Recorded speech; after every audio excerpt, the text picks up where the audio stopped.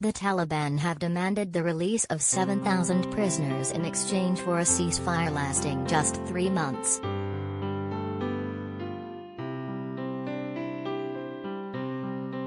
It comes as the militant group continues a sweeping offensive across Afghanistan following the U.S. drawdown ahead of a complete withdrawal by August 31.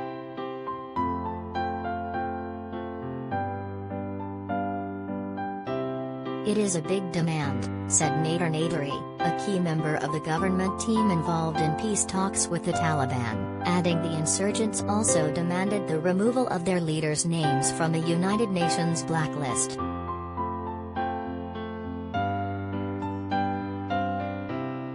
It was not immediately clear how the government would react to the ceasefire offer.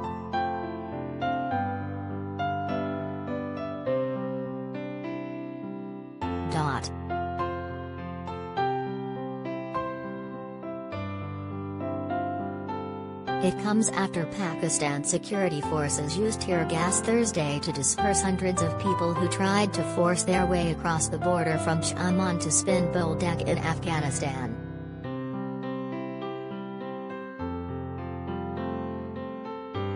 The border was closed on Wednesday by Pakistan officials after the Taliban seized Spin Boldak and raised insurgent flags above the town.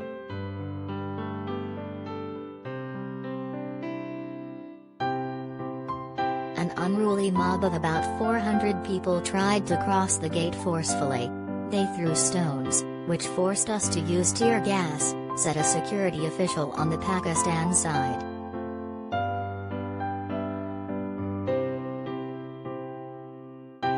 He said around 1,500 people had gathered at the border Wednesday waiting to cross.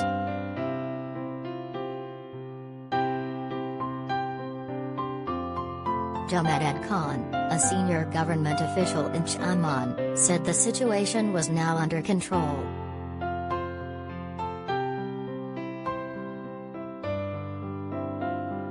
An Afghan Taliban source told AFP that hundreds of people had also gathered on the Afghan side, hoping to travel in the other direction.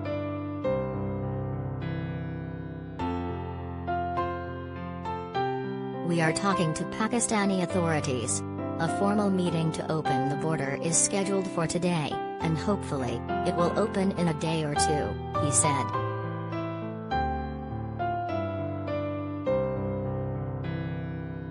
The crossing provides direct access to Pakistan's Balochistan province, where the Taliban's top leadership has been based for decades, along with an unknown number of reserve fighters who regularly enter Afghanistan to help bolster their ranks.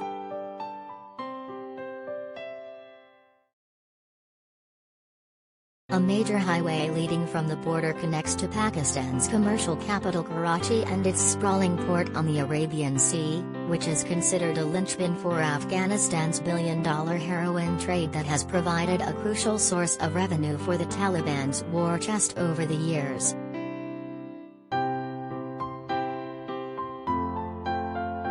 Spin Boldak was the latest in a string of border crossings and dry ports seized by the insurgents in recent weeks as they look to choke off revenues much needed by Kabul while also filling their own coffers.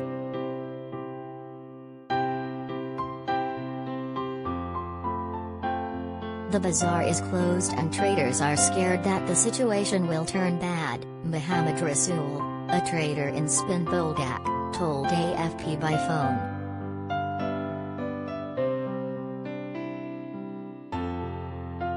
They fear that their products will be looted. There are scores of opportunists waiting to loot.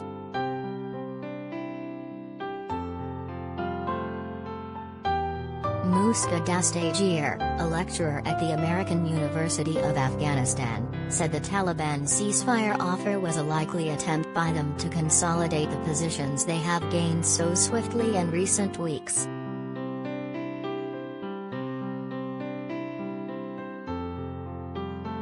A ceasefire now would effectively prohibit ANF from retaking the crucial border points which Taliban have captured recently, she tweeted, referring to Afghan forces.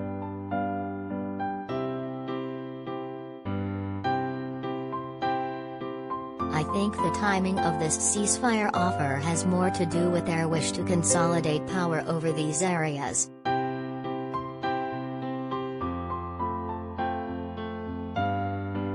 The Taliban is already enforcing its harsh interpretation of Islamic rule and reverting to its fundamental roots as it makes huge advances across Afghanistan.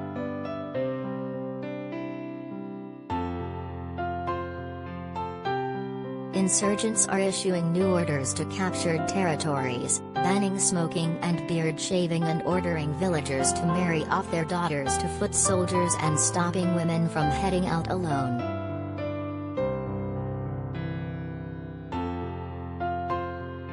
The Islamist group warned that anyone who breaks the rules will be seriously dealt with.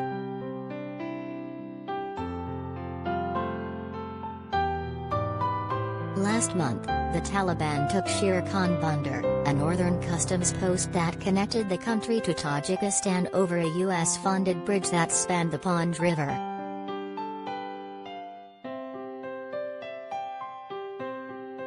Local factory worker Sajeda told AFP, after Sher Khan Bandar fell, the Taliban ordered women not to step out of their homes.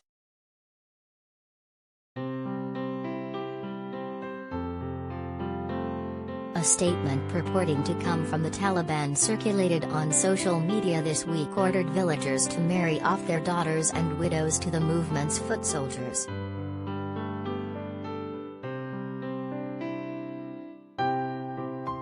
All imams and mullahs in captured areas should provide the Taliban with a list of girls above 15 and widows under 45 to be married to Taliban fighters, said the letter, issued in the name of the Taliban's Cultural Commission.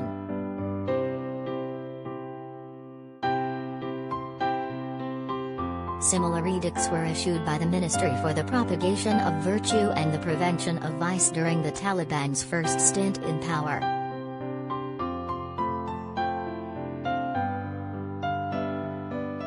The group has now denied making any such statement and dismissed it as propaganda as it attempts to project a softer image.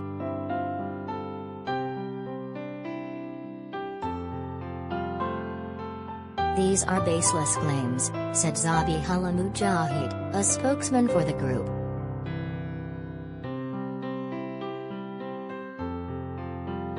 They are rumors spread using fabricated papers.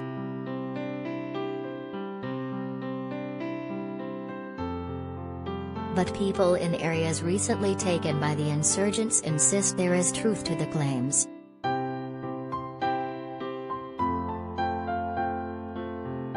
In Yawan district on the Tajikistan border, the Taliban gathered residents at a local mosque after taking over.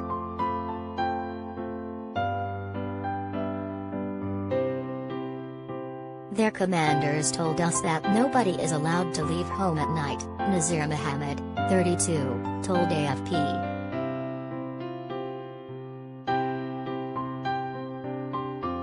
And no person, especially the youths, can wear red and green clothes, he said, referring to the colors of the Afghan flag.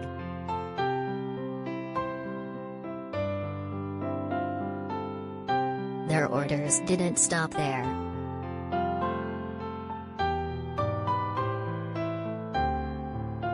Everybody should wear a turban and no man can shave, said Mohammed.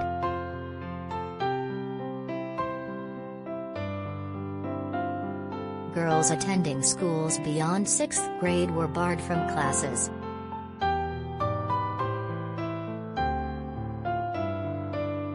The Taliban insist they will protect human rights, particularly those of women, but only according to Islamic values, which are interpreted differently across the Muslim world.